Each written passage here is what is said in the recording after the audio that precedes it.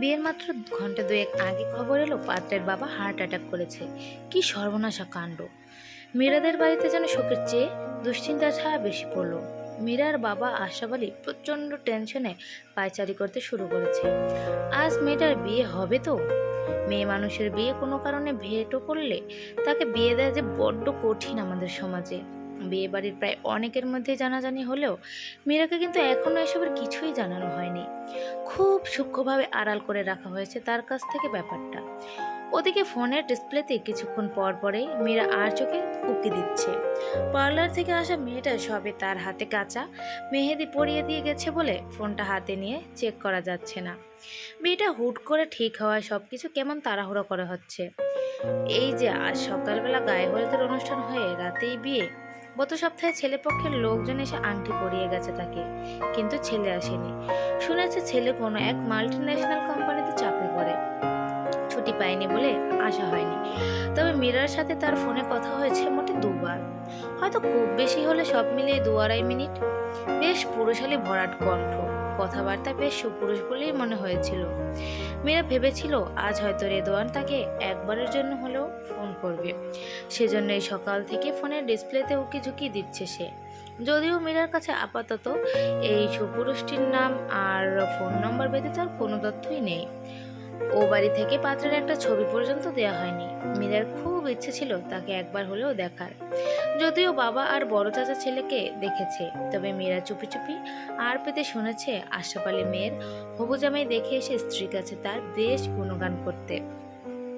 বাবার বর্ণনা মতে ছেলে মীরার সাথে মানানসই। এখনকার যুগের ছেলেদের মতো কোনো ছাইপাস অভ্যাস নেই।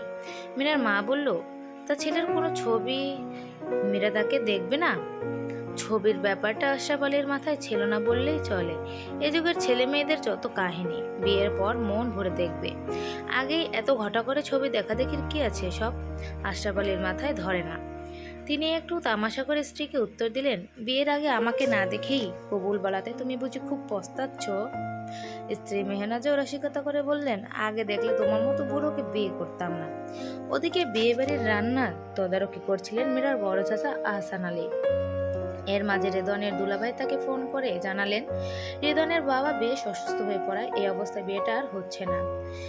তারা তাকে নিয়ে ঢাকা যাচ্ছে, হয়তো এরপর দেশের বাইরেও নিতে হতে পারে। সব মিলিয়ে তারা আন্তরিকভাবে দুঃখিত। এই আন্তরিকভাবে দুঃখিত কথাটা মেয়েরাদের গোটা বাড়িতে একটা নীরব ঝড় বইয়ে দিল।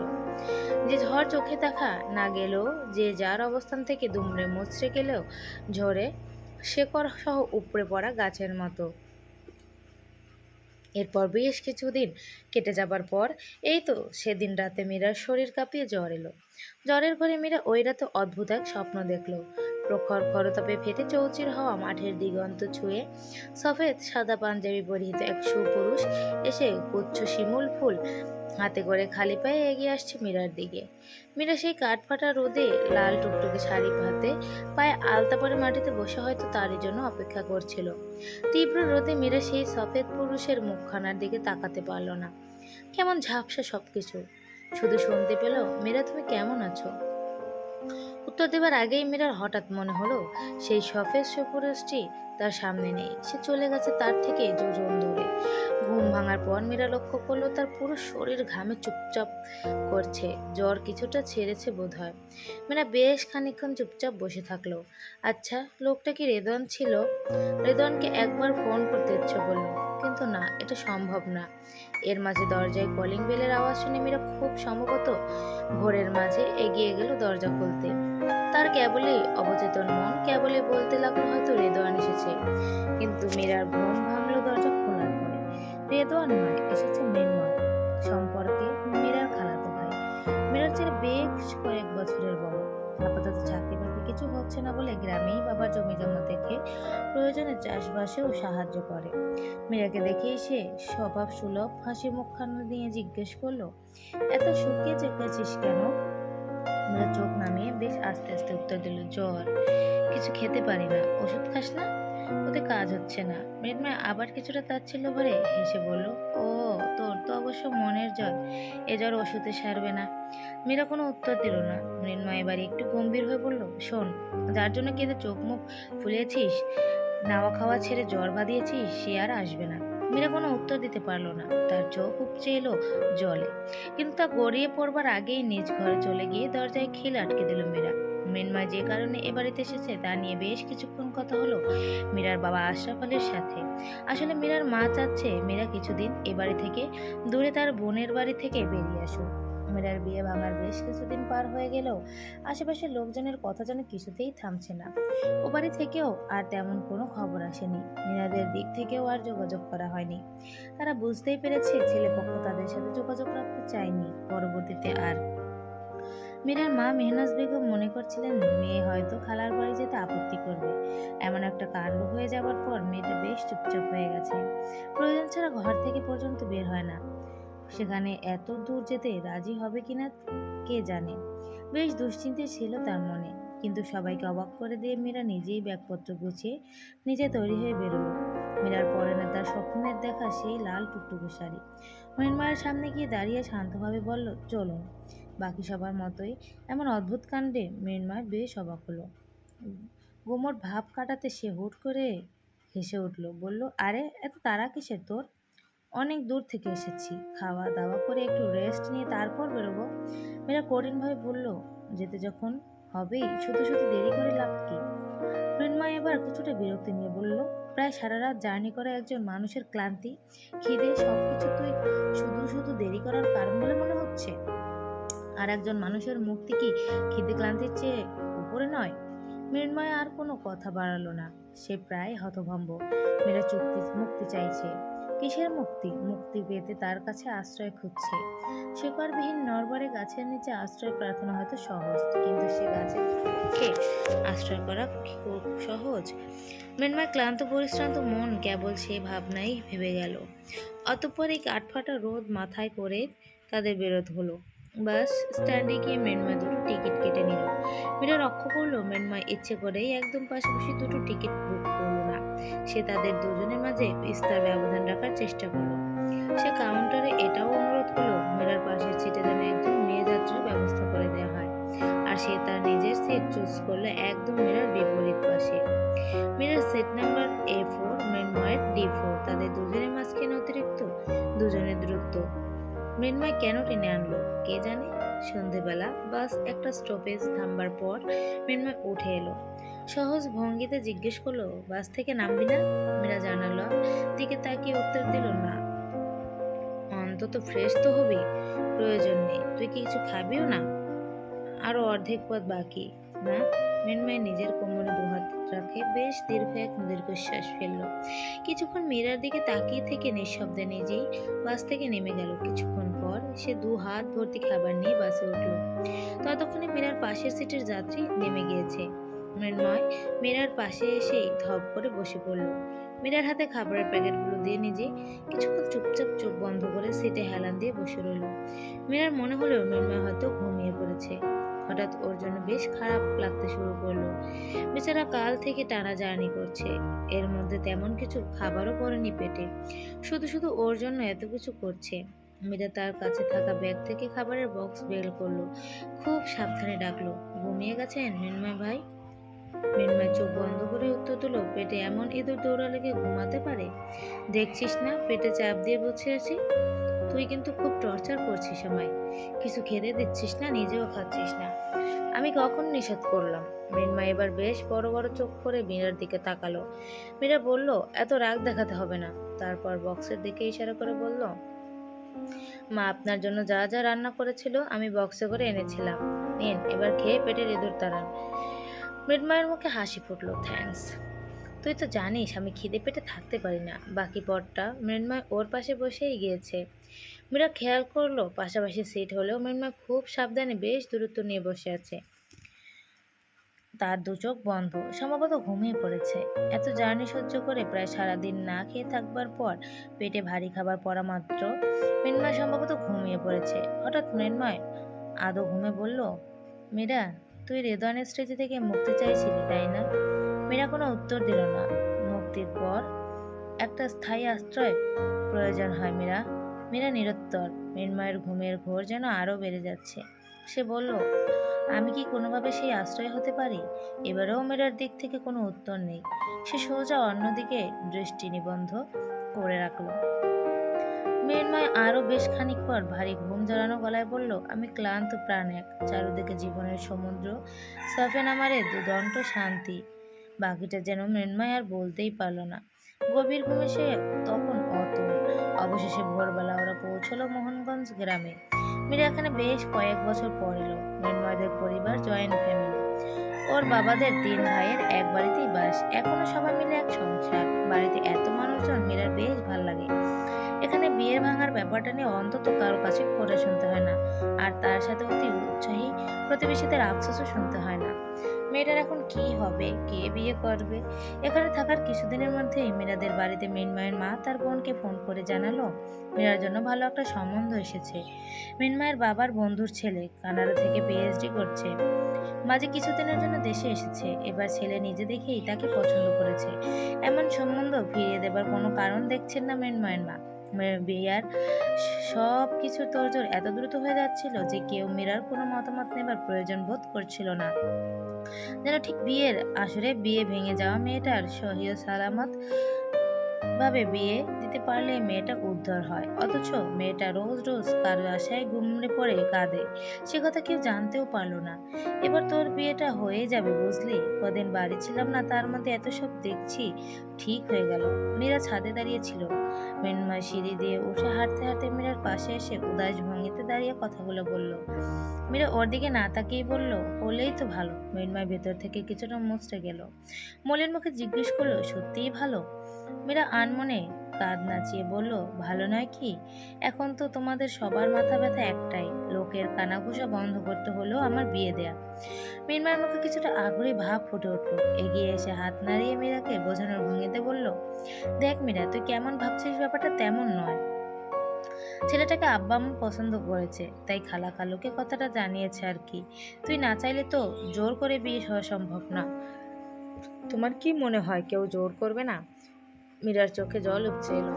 মৃন্ময় খুব দ্রুতার সঙ্গে বলল, দেখি কে জোর করে। আমি বেঁচে থাকতে কেউ তোকে জোর করে? তুই রাজি না এমন কারোর সাথে কেউ তোকে গছিয়ে দিতে পারবে না। আমি কিছু জানি না মৃন্ময় ভাই। মীরার এমন আকুতি ভরা কণ্ঠে মৃন্ময় কেমন মোহের মধ্যে পড়ে গেল। খুব কাছে এগিয়ে এসে মীরার হাত দুগো পটি আলতোভাবে ধরবার চেষ্টা করার মাত্রই মীরা সচেতনভাবে হাত সরিয়ে নিল।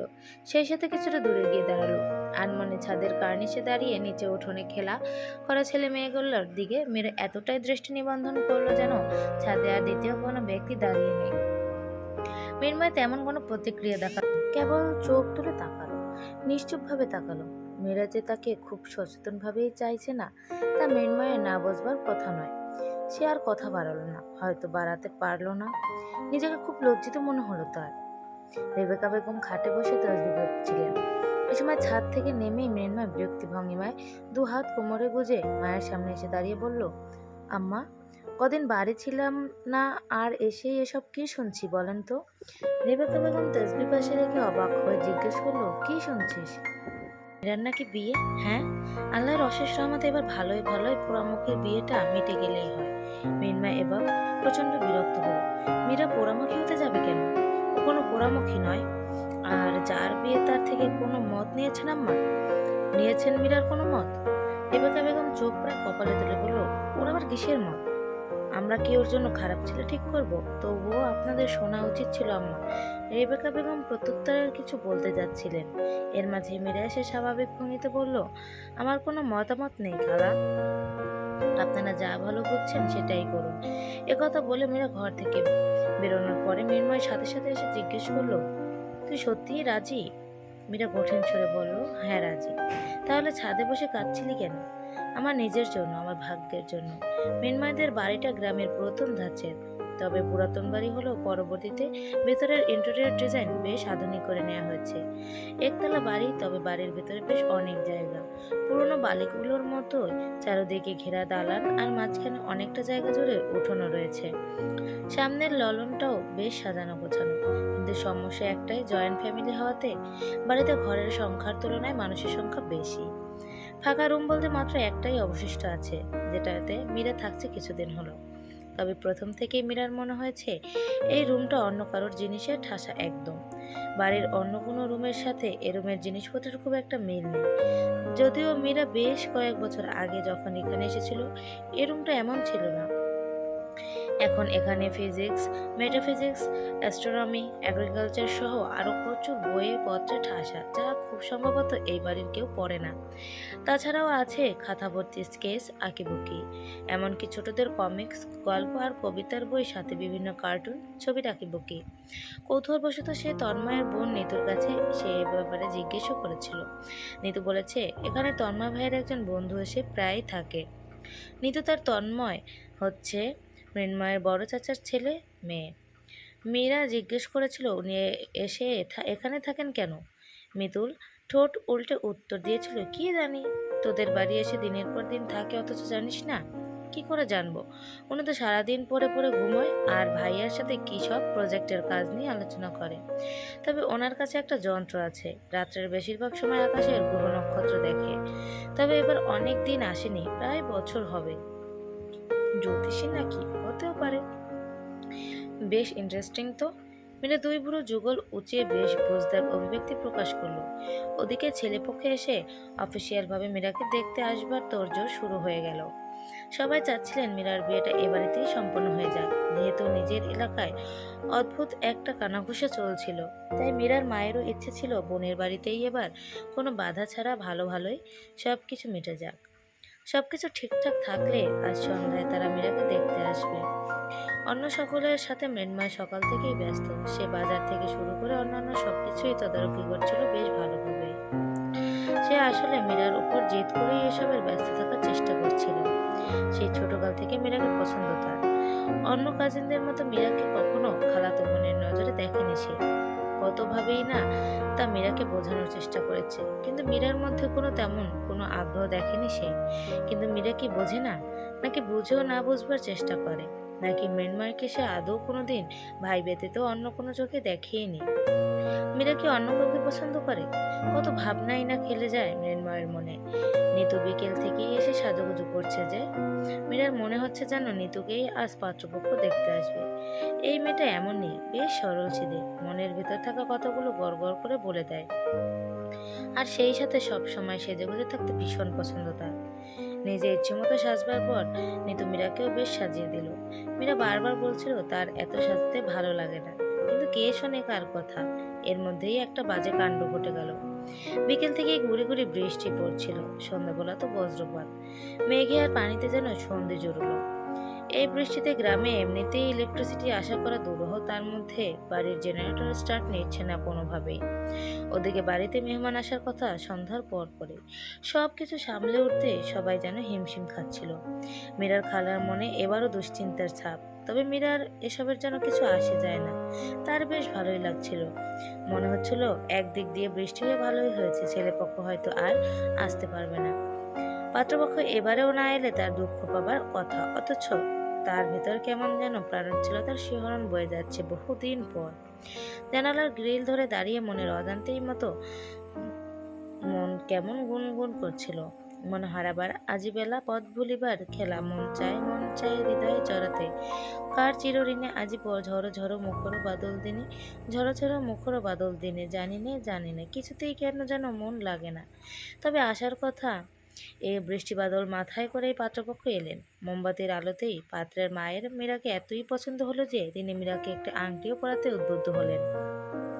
ঠিক এমন সময় দরজায় বেশ জোরে কড়া নাড়বার আওয়াজ পড়ল। স্বভাবতই এই অন্ধকারের সময় মনোযোগ আকর্ষণ করলো সেই শব্দ। কেউ একজন দরজা খুলে দেবার পর মূর্তিমান সেই অবয়ব সামনে এলো। এক কাঁধে ট্রাভেল ব্যাগ, অন্য কাঁধে টেলিস্কোপ ব্যাগ, আর তার সাথে লম্বা লেন্স সহ ক্যামেরা। ভিজে চুপচুপে সাদা শার্ট, স্পষ্টত মেদহীন শরীর, চুল বেয়ে এখনো টপটপ পানি পড়ছে, দুপায়ের হাঁটু পর্যন্ত প্যান্ট মোড়ানো। বাড়ির ভেতরে ঢুকেই যেন ভেবাচাকা খেয়ে গেল সে। ড্রয়িং রুম ভর্তি লোক দেখেই মাথায় হাত দিয়ে চোখ বড় বড় করে অবাক দৃষ্টিতে বলল, যা বাবা, এ তো দেখছি বিয়ে বাড়ি। নিতু স্বউৎসাহে দাঁড়িয়ে বলল, আরে দীপ্র ভাইয়া। এতদিন পর দীপ্রর মুখে এমনভাবে একটা হাসির রেখা ফুটল যেন সে বিশাল বড় একটা ভুল করে ফেলেছে। এখন সে লজ্জিত। এরপর একটা হাঁচি দিয়ে বলল, চলে এলাম, কিন্তু মনে হচ্ছে ভুল সময় এসে পড়ছি। এর সাথে সাথে আরেকটা হাঁচি। তারপর কোনো মতো নিজেকে সামনে বলল, আমি এগিয়ে এসে বলল, ঢং করার আর জায়গা পাও না? এসে যখন পড়েছ বিনা বেতনে এমন খাটুনিকে আর ছাড়ছি না। এই তো সামনেই বাড়িতে বিয়ে, আমি তুই আর মৃন্ময়কেই সব সামলাতে হবে। চলে যেতে উদ্যত হওয়ার দীপ্র হঠাৎ থেমে যায়, মাথা ঘুরিয়ে বলল, ভেবে বলছিস তো? এখানে ভাবাভাবির কি আছে? আমি কিন্তু ফ্রি ফ্রি বিয়ে বাড়ির কোনো কাজ করব না।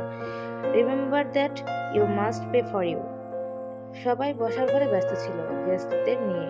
ওদিকে দীপ্র সোজা চলে গেল এবারের গেস্ট রুমে। এখানে এলে দীপ্র এই রুমটাতেই থাকে, তবে এটা যে আপাতত মীরার জন্য বরাদ্দ তা সে জানতো না। গোসল সেরে নেওয়া দরকার, বৃষ্টির পানি শরীর আর কিছুক্ষণ থাকলে জ্বর এসে পড়তে পারে। ওদিকে মীরার আংটি পরানো বেশ ভালোভাবেই সম্পন্ন হলো। সবকিছু শেষে মীরা নিজের জন্য বরাদ্দকৃত ঘরে ঢুকেই বেশ চমকে গেল।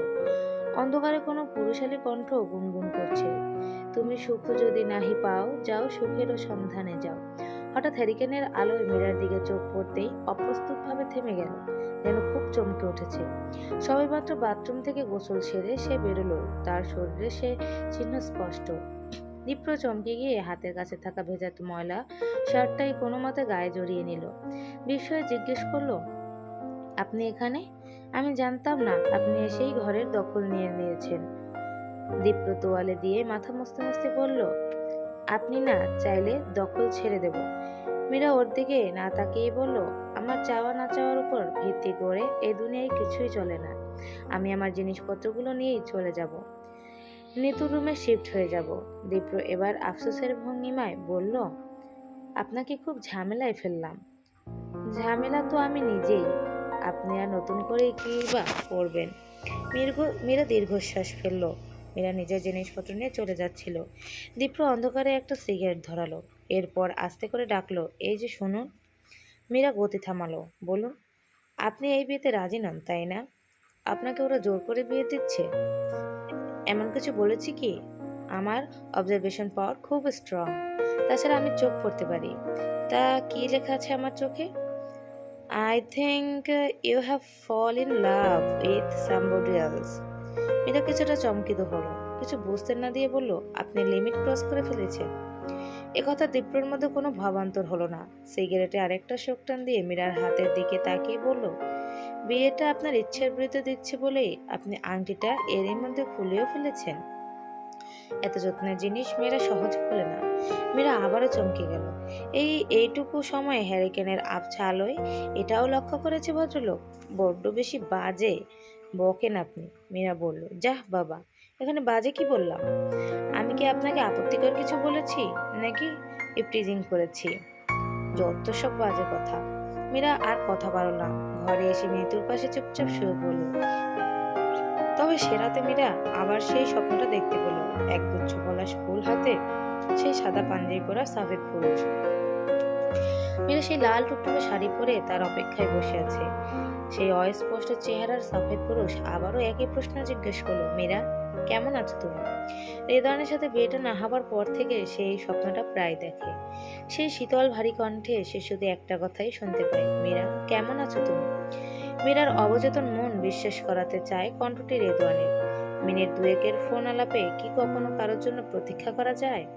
নাকি যে কোনো কারণ না জানিয়ে প্রত্যাখ্যানের পথ বেছে নিয়েছিল তাকে মনের আসনে এতদিনেও যত্ন করে রেখে দেওয়া যায়? বিয়ের দিন পর্যন্ত মানুষটাকে নিয়ে কত অহেতুক ছন্ন ছাড়া ভাবনাই না ভেবে গিয়েছে মন। সেই মন কি আর এত সহজে তাকে পর করে দিতে চায়? হাজারো কৌতূহল রেখে কেন কিছু না বলে নীরবে হারিয়ে গেল স্বার্থপর মানুষটা। এপারের মনের গভীরে খরস্রোতা কুল কিনারা ভাঙা ঢেউ কি তাকে অজান্তেও কখনো স্পর্শ করেনি? কথাগুলো মীরার অবচেতন মনকে প্রতিনিয়ত ভাবায়, কিন্তু সচেতন মনে সে শুধুই নির্লিপ্ত। অবচেতন মন কেন মাঝে মাঝে সচেতন মনের কাছ থেকে সবকিছু আড়াল করে কে জানে। আজ নিতুকে বেশ খুশি দেখাচ্ছে। মীরা জিজ্ঞেস করলো, হঠাৎ তো খুশির কারণ কি? নিতু লজ্জা পেল, বলল কিচ্ছু না। মীরা হেয়ালি করে বলল, আরে বল না। নিতু এবার মীরার দিকে পাশ ফিরে বলল, তুমি খুব লাকি আমাদের জন্য। মীরা কৌতূহলী দৃষ্টিতে জিজ্ঞেস করলো, আমাদের জন্য মানে? নিতু এবার আরো লজ্জা হলো, আমার আর মৃন্ময়ের জন্য। মীরা হঠাৎ চকিত হলো, নিতুর কথার মানেটা কি? ওদের দুজনের মধ্যে আদৌ কোনো সম্পর্ক আছে বলে মনে হয়নি মীরার। সে অতি সন্তর্পণে জিজ্ঞেস করলো, তোরা কি রিলেশনশিপে আছিস? নিতু বিরক্ত হয়ে বলল, আরে ধুর, তোমার খালাতো ভাই যে লাজুক, মুখ ফুটে কিছু বলে নাকি? ওহ, মীরা ধীরে উচ্চারণ করলো। নিতু বলতেই থাকলো, এখন যতই লাজুক ছেলে সেজে চুপটি মেরে থাকুক, আমি নিতুও জানি কি করে মুখ কথা ফোটাতে হয়। বিয়েটা হয়ে নাকি একবার? মীরা চোখ বড় বড় করে বলল। তুই তো দেখছিস হেভি ফাস্ট নিতু, বিয়ে অবধি ভেবে ফেলেছিস? নিতু প্রত্যুত্তর দেবার উত্তেজনায় উঠে বসলো। শুধু কি আমি ভেবেছি, বাড়ির সবাই ভেবে রেখেছে, শুধু মিনমাটাই কোনো রেসপন্স করছে না। বারবার ওই এক কথা, আগে চাকরি বাকরি কিছু হোক, ওসব পরে ভাবা যাবে। মীরাও উঠে বসলো। হ্যাঁ, ঠিকই তো বলেছে। নিতু বিরক্ত হলো। কি ঠিক বলেছে? আমাদের এত জমি জমা থাকতে আর চাকরির খোঁজেই কেন করতে হবে? আর চাকরির জন্য অপেক্ষাই বা কেন করতে হবে? বিয়ের পরেও তো চাকরির চেষ্টা করা যায়। যত সব বাহানা করে সে। নিতু, তুই ওনাকে খুব পছন্দ করিস না রে? নিতু যেন খুব অবাক হলো। সে হো হো করে হাসতে হাসতে বলল, বারে, যার সাথে আমার বিয়ে হবে তাকে পছন্দ করব না তো আর কাকে পছন্দ করব? তাছাড়া সেও তো আমায় পছন্দ করে, কিন্তু স্বীকার করে না, এই আর কি। তাহলে তুই কিভাবে বুঝলি তোকে পছন্দ করে? নিতু উৎসাহিত হয়ে বলল, তুমি জানো, কাল ওরা যখন তোমাকে আংটি পরাচ্ছিল, আমি তো তোমার পাশেই বসেছিলাম। পুরোটা সময় মৃন্ময় এদিকেই তাকিয়েছিল। এতে করে বুঝে গেলি? আরে বুঝবো না আবার? কাল আমার সাজ দেখে সে ক্রাশ খেয়ে গেছে, ফিদা হয়ে গেছে আমার উপর।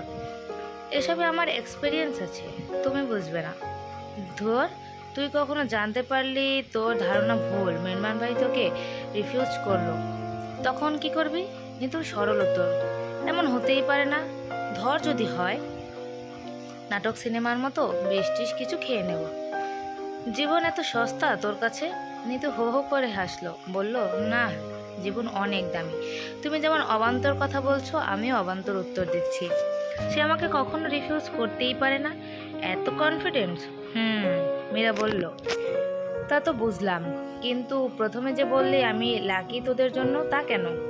কারণ আব্বা আর চাচা চাইছে তোমার বিয়ের সাথে সাথে আমাদেরও আকত ছেড়ে ফেলতে।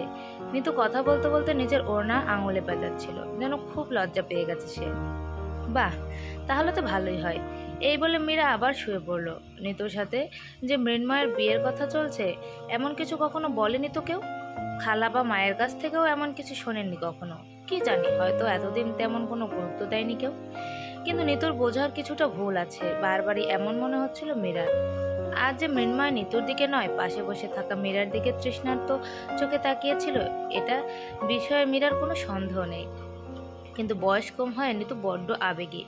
খুব সম্ভবত বাইরের পৃথিবী এর রূঢ় সত্য সম্পর্কে মেয়েটার এখনো কোনো অভিজ্ঞতা নেই। টিনেজ বয়সের এই এক সমস্যা, বিবেকের চেয়ে আবেগ বেশি কাজ করে। কিন্তু সদ্য স্কুল পেরিয়ে কলেজে ভর্তি হওয়া মেয়েটার বিয়ের কথা এরা ভাবছেই বা কী করে? গ্রামের অধিকাংশ পরিবারই এখন এ বিষয়ে সচেতন হলেও এ পরিবারটি কি এ বিষয়ে সচেতন নয়? আর মৃন্ময়, সে তো শিক্ষিত ছেলে, সেই বা এ প্রতিবাদ করছে না কেন?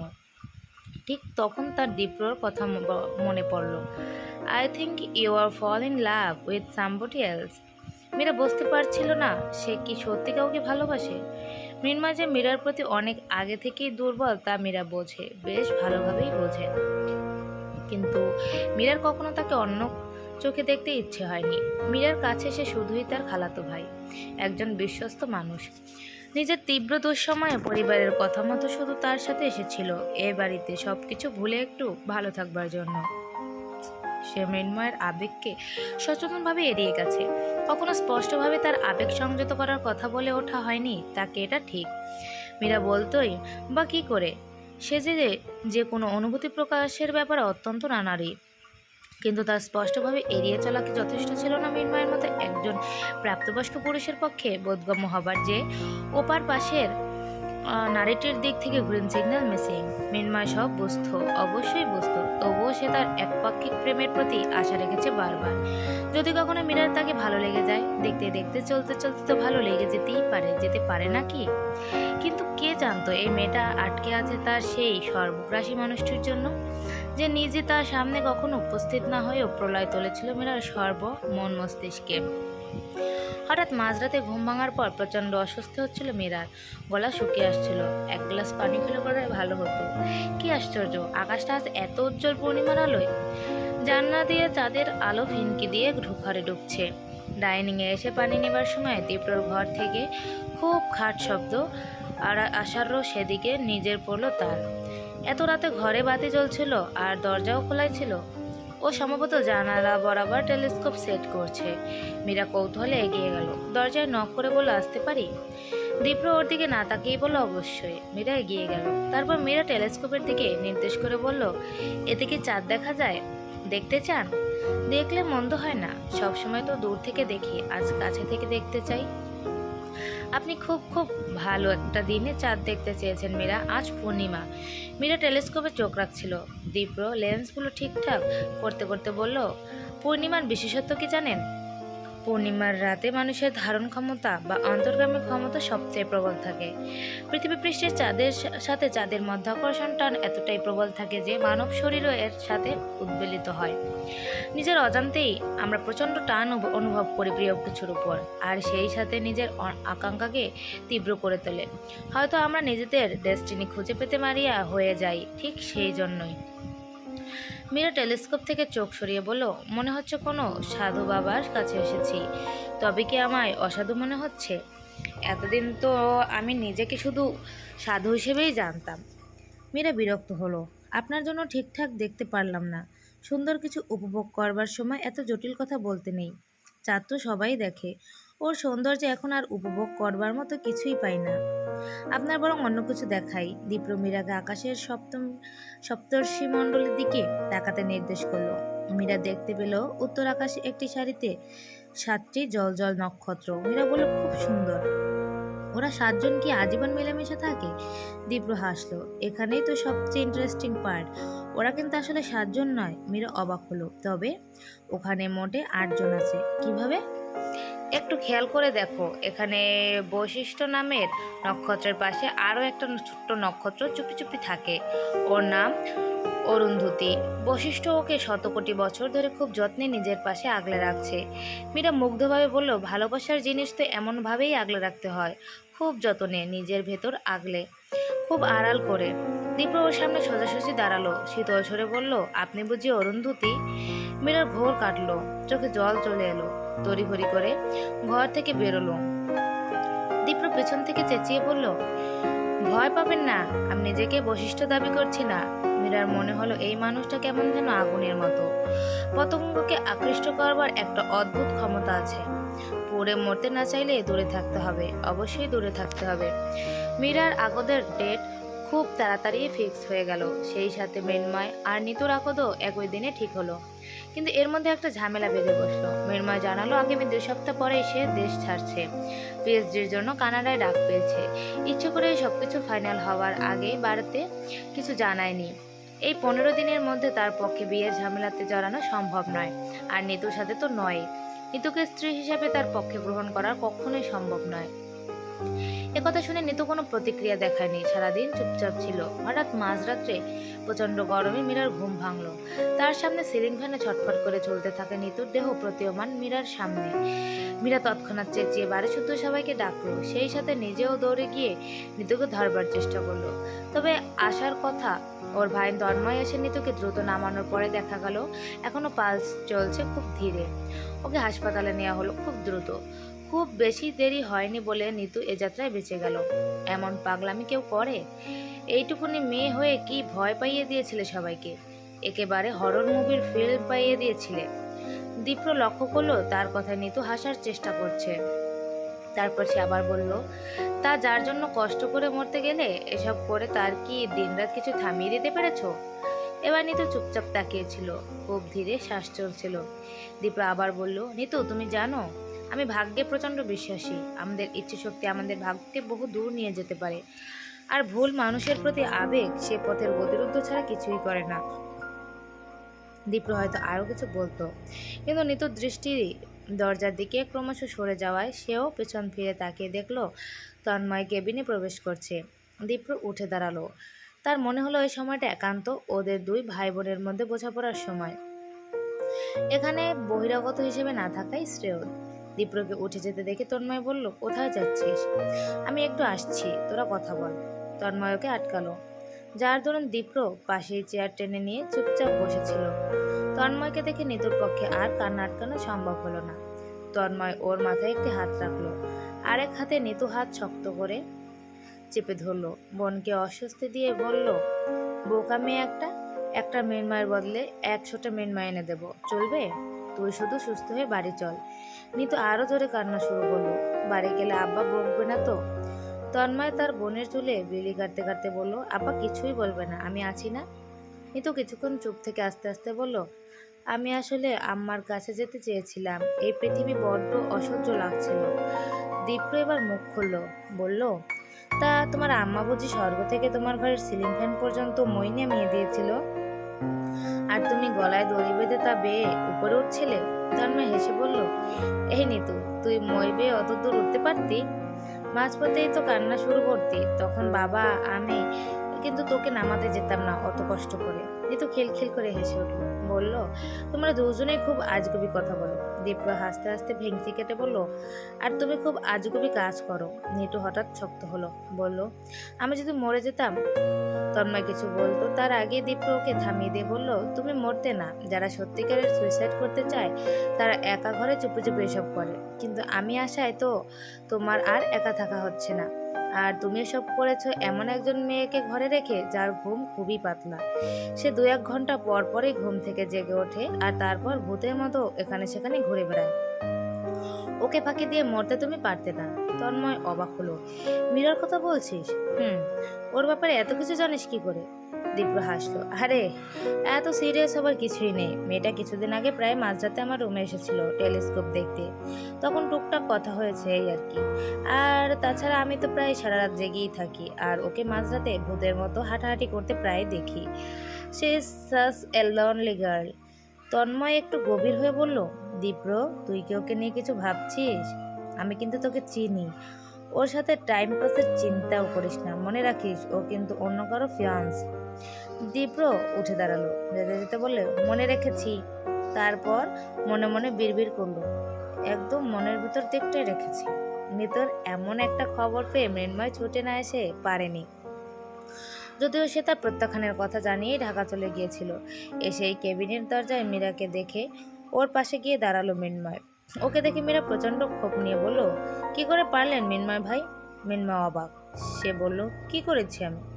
মীরার ক্ষোভ এবার তার চোখে মুখে আরও স্পষ্ট, বলল, তা আপনি নিজেই ভালো জানেন। এবার মৃন্ময় কিছুটা রেগে গেল, না জানি না আমি। একজন স্বাধীন মানুষ হিসেবে নিজের ইচ্ছায় কাউকে গ্রহণ কিংবা প্রত্যাখ্যান করবার অধিকার নিশ্চয়ই আমার আছে। অবশ্যই সে অধিকার আছে, কিন্তু ওইটুকু একটা মেয়ের মনে দিনের পর দিন মিথ্যা আশা জাগানোর অধিকার নিশ্চয়ই আপনার নেই। আমি কি নিতুকে সরাসরি কোনোদিন কিছু বলেছি? কখনো বলেছি কি তাকে আমি পছন্দ করি? তুই তো অন্তত ভালো করে জানিস আমি তোকে পছন্দ করি। অস্বীকার করতে পারবি তুই কখনো আমার ফিলিংসটা বুঝতে পারিসনি? মীর আবার রাগ কমিয়ে একটু স্থির হবার চেষ্টা করলো। এটাই তো আপনার সবচেয়ে বড় সমস্যা মিনমান ভাই, আপনি স্পষ্ট করে কিছু বলেন না। সব সময় অন্যদেরকেই কেন সব কিছু বুঝে নিতে হবে? নিতুকে কেন বুঝে নিতে হবে? আপনি ওকে চাইছেন না আপনার জীবনে, আর তার বিপরীতটা আমাকেই কেন বুঝে নিতে হবে? আপনি আপনার চাওয়াগুলো স্পষ্ট করে বলতে পারতেন না? আসলে আপনি সবসময় ঝামেলা এড়িয়ে চলতে পছন্দ করেন। যুক্তির খাতিরে বলছি, আমার তো বিয়ের ডেট পর পর 2বার ফিক্সড হয়ে গেল, কই একবারও তো আপনি দাবি নিয়ে দাঁড়ালেন না। আর নিতুকে নিতুকে আপনি চূড়ান্ত পর্যায়ে এসে অস্বীকৃতি জানালেন, যেখানে বাড়ি শুধু সকলে আপনাদের বিয়ের ব্যাপারে বছরের পর বছর ধরে ভেবে রেখেছে। কই শুরুতেই তো চাইলে আপনি সাফ সাফ জানিয়ে দিতে পারতেন আপনি রাজি নন। তা না করে আপনি বাহানা করেছেন। মেয়েটা এই সুযোগে কত কি না স্বপ্ন দেখে ফেলেছে। আর আরেকটা বিষয় স্পষ্ট করে বলতে চাইছি, আমার আপনার প্রতি বিন্দুমাত্র ফিলিংস নেই এবং কখনো ছিলও না। আপনি নিজেও বুঝতে পারেন আমি আপনাকে সচেতনভাবে কতটা এড়িয়ে চলি। তারপরও আপনি। মীরা আবারও বিরক্তি স্বরে বলছে, আচ্ছা যাই হোক, আমার মনে হয় আমাদের আর এইসব ব্যাপারে কথা না বলাই বেটার। মৃন্ময় শান্তভাবে বলল, মানছি আমার দোষ আছে, কিন্তু নিতু এত ডেসপারেট হবে কল্পনা করিনি। হয়তো একই বাড়িতে থেকেও ওকে আমি চিনতে পারিনি। এর মধ্যে দীপ্রকে কেবিন থেকে বেরোতে দেখে ওরা থমকে গেল। দীপ্র যেন মৃন্ময়কে দেখেই নি এমন একটা ভাব করে মীরাকে জিজ্ঞেস করলো, আপনি কি বাড়ি ফিরবেন? আমি একটু ওদিকেই যাচ্ছি, আপনি চাইলে ড্রপ করে দিতে পারি। মৃন্ময়ের দিকে একবার তাকিয়ে মীরা বলল, চলুন। পার্কিং জোন থেকে বাইক বের করে নিয়ে মীরার সামনে এসে পেছনের সিটে বসবার ইঙ্গিত করলো দীপ্র। মীরা উঠে বসতেই জিজ্ঞেস করলো, বাইকে চড়ার অভ্যেস আছে তো? মীরা বলল, ভয় পাবেন না, অভ্যেস আছে, সাবধানে বসুন, প্রয়োজনে আমার কাঁধ ধরতে পারেন। মীরা প্রথমে হাত না দিলেও গ্রামের ভাঙাচোরার রাস্তায় ব্রেক কষবার সময় নিজেকে বাঁচাতে তাকে দীপ্রর কাঁধে হাত রাখতেই হলো। ওদিকে মৃন্ময় নেতুর কেবিনে প্রবেশ করতেই তন্ময় ওর থেকে তেড়ে এলো। তন্ময় কিছু করবার আগেই নিতু বলল, ভাইয়া আমার ওর সাথে কথা আছে, তুমি বাইরে যাও। তন্ময় বেরোতেই নিতু স্বাভাবিকভাবে বলল, আপনার ফ্লাইট কবে? মৃন্ময় ও কথার উত্তর দিল না। বলুন। নিতু, আমি তো স্বাভাবিকভাবেই রিফিউজ করেছিলাম, এত কিছু ভাবিনি, আর তোকে নিয়ে এত ভাবনাও আমার কোনোদিন ছিল না, কিন্তু তুই ব্যাপারটা নিয়ে এত সিরিয়াস বুঝতে পারিনি। আমি চাই না এই একটা ঘটনাকে কেন্দ্র করে আমাদের পরিবারটা ভেঙে যাক, তাই আমি পরিবারের সিদ্ধান্তটাই মেনে নিতে চাইছি। আমি জানিয়ে দেব তোকে বিয়েতে আমার আপত্তি নেই। নিতু হাসলো। তুমি ওসব নিয়ে ভেবো না, এখন আমার সিদ্ধান্তই আমার পরিবারের সিদ্ধান্ত। তোর সিদ্ধান্ত কি? দ্বিতীয় জীবন পেয়েছি, এ জীবনে শুধু আত্মপ্রেমে নিমগ্ন হতে চাই, কথা দিচ্ছিস?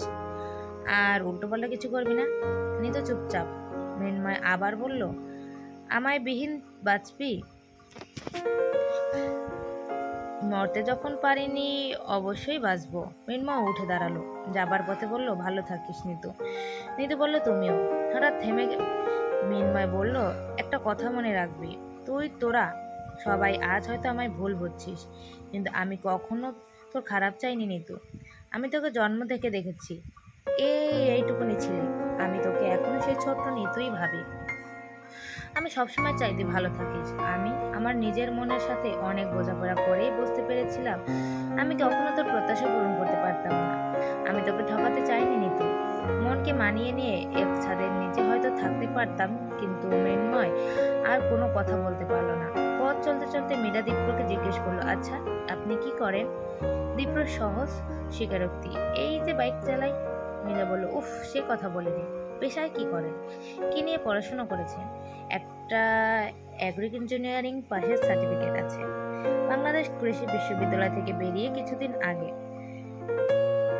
কিন্তু পেশায় আরও দিকে এগোয়নি। এই ভবঘুরের মতো ঘুরে বেড়াই। এখানে এসে গ্রামের মানুষজনকে চাষবাসের কিছু আইডিয়া দিই, সাহায্য করি। কৃষিতে টেকনোলজি যতদিন না বাঙালি প্রপার ইউজ করতে পারবে, ততদিন তো আসলে দেশটার উন্নতি হবে না। আমরা যদি রোড লেভেলে এগিয়ে না আসি, তো কারা আসবে? তন্ময় ভাই তো প্রজেক্ট করছে গ্রামের কৃষকদের নিয়ে, শুনেছি।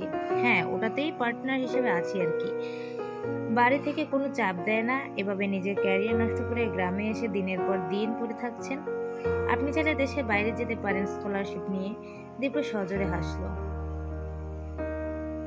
তো ধন্যবাদ সবাইকে। এর দ্বিতীয় পর্ব পড়ার আমন্ত্রণ রইল। ধন্যবাদ সবাইকে। আল্লাহ হাফেজ।